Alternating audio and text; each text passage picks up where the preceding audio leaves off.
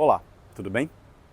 Enfim, saiu o IPCA de fevereiro de 2025 e, como esperado, o número foi bastante salgado.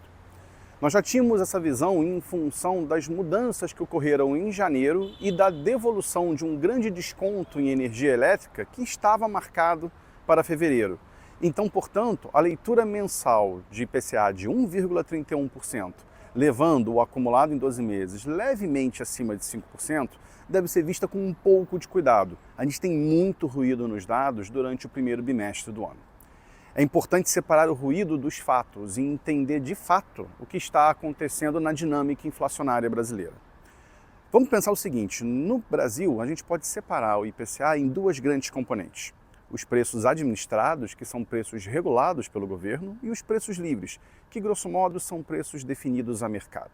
Quando a gente fala, por exemplo, de gasolina, de energia elétrica, de plano de saúde, de produtos farmacêuticos, tudo isso está do lado regulado. E são produtos que têm crescido os preços de maneira importante, mas que o governo tem algum nível de discricionariedade para induzir o comportamento da inflação. Isso é principalmente e marcadamente relevante em combustíveis. Quando a Petrobras decide se vai subir ou não o preço, por exemplo, de gasolina, diesel e gás encanado, ou GLP, e isso acaba afetando essas componentes da inflação. No Brasil, esses preços administrados ou regulados, eles contribuem com aproximadamente 1/4 do IPCA. O seu peso é de mais ou menos 25% na cesta de consumo medida pelo IPCA. Obviamente, esses itens regulados e administrados não são afetados pela condução da política monetária. Então, nesse sentido, a gente tem mais ou menos 1/4 do IPCA brasileiro que passa ao largo, entre 30 aspas, do comportamento da taxa Selic e da política de crédito, da política fiscal e assim por diante. São coisas importantes para a gente ter na cabeça que, em geral, as pessoas acabam esquecendo. Quando a gente está falando de política monetária, quando a gente está falando de políticas macroeconômicas de maneira geral, elas afetam os preços livres e vão determinar os descasamentos entre demanda e oferta nesses produtos que, em última instância, vai determinar o comportamento da inflação dos preços livres e, portanto, do IPCA. Quando olhamos para os preços livres, nós temos algumas coisas muito delicadas acontecendo, pelo menos desde o segundo semestre do ano passado. Aqui nós temos muitas componentes. Nós temos alimentação, nós temos bens industriais, nós temos tradables, que são os bens transacionáveis entre o Brasil e o resto do mundo, nós temos os non-tradables e nós temos os serviços. Vamos separar um pouquinho essas dinâmicas, porque de fato a gente tem múltiplas velocidades ocorrendo ali dentro. Quando você olha para a parte de alimentação, evidentemente é muito volátil. E a política monetária em si não vai fazer subir ou descer o preço do tomate. É muito mais importante, por exemplo, se choveu de maneira importante ou se a gente teve uma quebra de safra numa região produtora. É claro que a política monetária tem sim algum efeito na medida em que ela diminui o poder de compra da população com um vetor para a redução da demanda. Então, ao longo do tempo, você pode ter, por exemplo, alguma substituição de itens mais caros por outros mais baratos, porque as condições da economia como um todo estão mais apertadas. Mas, de maneira geral, quando a gente fala de alimentação fora do domicílio, a imensa maioria do movimento é choque.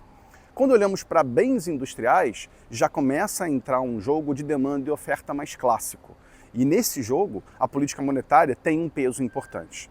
A questão aqui é que a componente tradable, ou seja, transacionável entre o Brasil e o exterior, tem participação relevante e, portanto, a taxa de câmbio também acaba sendo um vetor importante na determinação dos preços. Non-tradables são os produtos que não são transacionados com o exterior, tipicamente alimentos in natura, mas coisas também que você até poderia distribuir ou trocar, importar e exportar, mas que não é comercialmente interessante. Talvez o exemplo mais óbvio seja cimento. É fácil botar um saco de cimento num navio e mandar para fora ou trazer de fora, mas não vale a pena financeiramente, porque é muito caro o frete frente ao preço do produto final. Então esses produtos são categorizados em non-tradables. Isso também vale, por exemplo, para automóveis usados. Automóveis novos são tradables, mas automóveis usados são non-tradables. A questão mais importante de todas elas é a inflação de serviços. Por quê? Porque a inflação de serviços, primeiro, ela é diretamente afetada pelo comportamento da política fiscal. Governos tipicamente compram mais serviços do que bens, então políticas fiscais acabam tendo um peso muito maior no comportamento da inflação de serviços do que no resto do índice de inflação. E a inflação de serviços tem uma característica que é desagradável no caso brasileiro, que é a inércia. Inclusive, uma das suas subcategorias a gente chama de serviços indexados, que são serviços que carregam o comportamento da inflação passada. O mais óbvio e que a imensa parte de todos nós acaba usando são serviços de aluguel, que inclusive tipicamente são indexados nem ao IPCA, são indexados ao IGPM, por uma tradição histórica que não convém ao caso aqui a gente ficar discutindo. Mas o fato é que serviços possuem inércia. E quando a inflação de serviços começa a ficar pressionada, não necessariamente no número geral de serviços, mas nessas suas subcategorias, serviços intensivos de mão de obra, serviços indexados ou serviços cíclicos, então a gente acaba tendo um problema de inércia no IPCA como um todo e a desinflação é mais difícil. Por que eu estou falando disso tudo? O IPCA foi a 5,1, sempre em 12 meses. Administrados em 5,1, 5,2 e preços livres em 5. Todo mundo mais ou menos no mesmo lugar. Todo mundo muito fora da meta de 3, todo mundo fora da banda, do limite superior da banda de inflação, que é 4,5. O problema é que quando a gente olha a estrutura dessa inflação, a estrutura está piorando. Ela tem cada vez mais componente inercial, cada vez mais componente indexado e o que a gente chama de efeitos de segunda ordem. Ou seja, um choque primário na inflação de um determinado item já começa claramente a contaminar outros segmentos do IPCA que usam esse primeiro item como um insumo, vamos colocar desse jeito.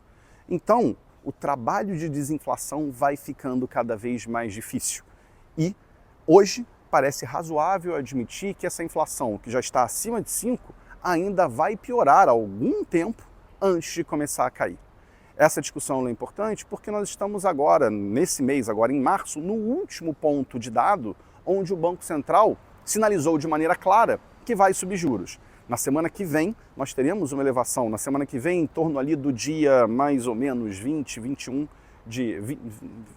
de março, nós teremos a decisão de política monetária do Banco Central, na qual ele levará a taxa Selic a 14,25, com uma elevação frente à reunião de janeiro de 1 ponto percentual.